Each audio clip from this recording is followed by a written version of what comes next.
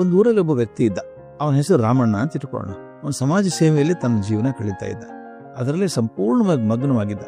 ಅವನಿಗೆ ಮದುವೆ ಮಾಡ್ಕೊಳ್ಳೋಕೆ ಸಮಯನೇ ಸಿಗಲಿಲ್ವೋ ಅಥವಾ ಆಸಕ್ತಿ ಇರಲಿಲ್ವೋ, ಯಾರು ಹುಡುಗಿಯನ್ನು ಕೊಡಲಿಲ್ವೋ ಗೊತ್ತಿಲ್ಲ. ಅವನಿಗೆ 45 ವರ್ಷ ಆಗಿತ್ತು. ಊರ ಹಿರಿಯರು ಒತ್ತಾಯ ಮಾಡಿ ಮದುವೆ ಆಗಬೇಕು ಅಂತ ಒಪ್ಪಿಸಿದ್ರು ಅವನು. ಅದೇ ಊರದಂತ ಬಡವಿ ಹುಡುಗಿ, ತುಂಬ ಚೆಲುವಿ. ಆಕೆಯನ್ನು ವಧುವಾಗಿ ಆರಿಸಿದ್ರು. ತುಂಬ ಚಿಕ್ಕ ಹುಡುಗಿ, ತಂದೆ ತಾಯಿ ಇಬ್ಬರೂ ಇಲ್ಲ. ಸೋದರ ಮಾವನಿಗೂ ತುಂಬ ಬಡತನ. ಹುಡುಗಿ ಸಂಭ್ರಮ ಮದುವೆ ಹೇಗೆ ಮಾಡ್ತಾನೋ ಅದು ಆಗಲ್ಲ, ಮದುವೆ ಮಾಡೋಕ್ಕೆ ಆಗಲ್ಲ. ಆ ಚೆಲುವಿ ಬಡತನದಲ್ಲಿ ಬೆಳೆದ್ರಾದ್ರೂ ಚೊಕ್ಕ ಚಿನ್ನ ಇದ್ದಂಗಿದ್ಲು. ಆಕಿದ ಅಪರೂಪದ ಗುಣದಲ್ಲಿ ಬಹಳ ದೊಡ್ಡ ಹುಡುಗಿ ಅದು. ಮದುವೆ ಆಯಿತು, ದಂಪತಿ ಸಂತೋಷವಾಗಿ ಬದುಕಿದ್ರು. ನಮ್ಮ ರಾಮಣ್ಣ ಶ್ರೀಮಂತ ಅಲ್ಲದೆ ಹೋದರೂ ಬಡವ ಏನಲ್ಲ. ಊರ ಜನರಿಗೆ ರಾಮಣ್ಣನ ಮೇಲೆ ಮೊದಲಿಂದ ಗೌರವ ಇತ್ತು. ಈಗ ಚೆಲುವಿ ಬಗ್ಗೆ ಕೂಡ ಒಳ್ಳೆ ಅಭಿಪ್ರಾಯ ಮೂಡಿತು. ರಾಮಣ್ಣನ ಮನೆಯಲ್ಲಿ ಅನೇಕ ವರ್ಷಗಳಿಂದ ಮೆಳೆಪ್ಪ ಅಂತ ಒಬ್ಬ ಸೇವಕ ಇದ್ದ. ಈ ರಾಮಣ್ಣನ ಮನೇಲಿ ಮೊದಲಿಂದ ಇದ್ದವ. ರಾಮಣ್ಣನಿಗೆ ಮೇಲೆ ಬಹಳ ನಂಬಿಕೆ. ಏನು ಹೇಳಿದ್ರು ರಾಮಣ್ಣ, ಮೆಳೆಪ್ಪ ಸರಿ ಏನಪ್ಪ ಅಂತ ಕೇಳೋದು. ಒಂದಿನ ರಾತ್ರಿ ರಾಮಣ್ಣ ಊಟ ಮಾಡಿ ಮನೆ ಮುಂದೆ ಕಟ್ಟೆ ಮೇಲೆ ಕೂತಿದ್ದ.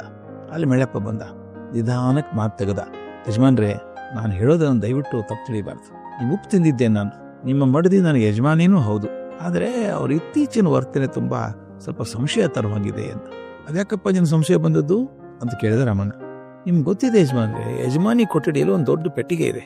ದೊಡ್ಡ ಪೆಟ್ಟಿಗೆ ಅದು. ಒಬ್ಬ ಮನುಷ್ಯ ಅಡ್ಕೊಂಡು ಕೂಡ್ಬೋದು ಅದರೊಳಗೆ ಒಂದಿಷ್ಟು ಪಾತ್ರೆಗಳು ಬಟ್ಟೆಗಳು ಇರ್ಬೋದು ಅನ್ಕೊಂಡಿದ್ದೆ ನಾನು. ಆದ್ರೆ ಯಜಮಾನಿ ಯಾರನ್ನೂ ಅದು ಹತ್ರ ಬರ್ಬಿಡೋದಿಲ್ಲ. ನಾನು ಹೋದ್ರೂ ಸಹಿತ ಥಟ್ಟಂತ ಬಾಗಿಲು ಹಾಕ್ಬಿಡ್ತಾಳೆ, ಕೀಲಿ ಹಾಕ್ತಾಳೆ. ಏನೋ ರಹಸ್ಯ ಇದೆ ಸ್ವಾಮಿಯ ಪೆಟ್ಟಿಗೆ ಒಳಗೆ ಅಂತ ಚಾಡಿ ಹೇಳ್ದ. ರಾಮಣ್ಣ ನಂಬ್ತಿದ್ನಲ್ಲ ಅವನ ಬೆಳೆಪ್ಪನ್ನ.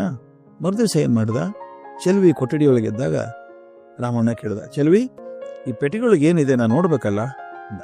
ಹಿಂದಿನ ದಿನ ರಾತ್ರಿ ಬೆಳೆಪ್ಪ ರಾಮಣ್ಣ ಹತ್ರ ಮಾತಾಡುವಾಗ ಈ ಚೆಲುವಿ ಕೇಳಿಸ್ಕೊಂಡಿದ್ಲ ಅದ ಮಾತನ್ನ. ಆಗಾಕೆ ಕೇಳಿದ್ಲು, ನೀವು ಮೆಳಪ್ಪ ಹೇಳ್ದ ಅಂತ ಕೇಳ್ತಾ ಇದ್ದೀರೋ ಅಥವಾ ನನ್ನ ಮೇಲೆ ಸಂಶಯದಿಂದ ಕೇಳ್ತಾ ಇದ್ದೀರೋ? ರಾಮಣ್ಣ ಸ್ವಲ್ಪ ಕೋಪ ಬಂತು.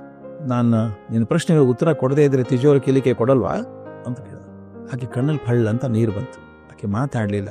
ಸರಿ ಕಟ್ಕೊಂಡಿದ್ದಲ್ಲ ಕೀಲಿಕೆನ ರಾಮಣ್ಣ ಕೈಗಿಟ್ಟು, ಇಂಥ ಅಪನಂಬಿಕೆ ಜೀವನದ ಬುನಾದಿಯನ್ನು ಅಲ್ಲಾಡಿಸ್ಬಿಡ್ತದೋ ಅಂತ. ರಾಮಣ್ಣ ಏನ್ ಮಾಡಿದ ಗೊತ್ತಾ, ನಾವು ಜನ ಆಳುಗಳನ್ನು ಕರೆದ, ಪೆಟ್ಟಿಗೆನ ಎತ್ಸ್ಕೊಂಡು ಹೋದ, ಹೊರಗೆ ನೋಡಿದ.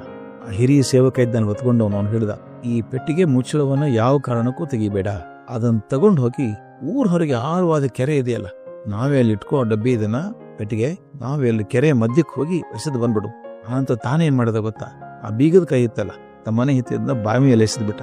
ನಂತರ ಮೆಳಪನ್ನು ಕೆಲಸದಿಂದ ಬಿಡಿಸಿ ಕಳಿಸ್ಬಿಟ್ಟ. ಸಾಕು ಹೋಗುವಂದ. ಯಾಕೆ ಹೇಗೆ ಮಾಡಿದೆ ಅಂತ ಯಾರೋ ಕೇಳಿದಾಗ ರಾಮಣ್ಣ ಗಂಭೀರವಾಗಿ ಹೇಳಿದ, ಸಂಸಾರದಲ್ಲಿ ಸಂಶಯ ಯಾವತ್ತಿಗೂ ಬರಬಾರ್ದು. ಆ ಪೆಟ್ಟಿಗೆಯಲ್ಲಿ ಏನಿತ್ತೋ ಗೊತ್ತಿಲ್ಲ, ಅದು ಸಂಶಯ ಕಾರಣ ಆಗಿ, ಸಂಶಯ ಬರೋದಕ್ಕೆ ಮೆಳೆಪ್ಪ ಕಾರಣ ಆಗಿದ್ದ. ಅದು ಸಂಶಯದ ಕಾರಣಗಳನ್ನ ತೆಗೆದುಬಿಟ್ಟೆ. ಗಟ್ಟಿಯಾದಂತ ಸಂತೋಷದಿಂದ ಬಾಳುವ ಸಂಸಾರದ ಮೂಲ ಸೆಲೆ ಈ ವಿಶ್ವಾಸ, ನಂಬಿಕೆ. ಯಾವ ಸಂಸಾರದಲ್ಲಿ ಅವಿಶ್ವಾಸ ಹೊಗೆ ಆಡ್ತದೋ ಅಲ್ಲಿ ಅಶಾಂತತೆ ಬರ್ತದೆ, ಅತೃಪ್ತಿ ತಾಂಡವ ಆಡ್ತದೆ. ವಿಶ್ವಾಸದ ಬೆಸುಗೆಯನ್ನು ಗಟ್ಟಿಯಾಗಿಸೋದು ಸಂಸಾರದ ಎಲ್ಲ ಸದಸ್ಯರ ಜವಾಬ್ದಾರಿ ಅದು.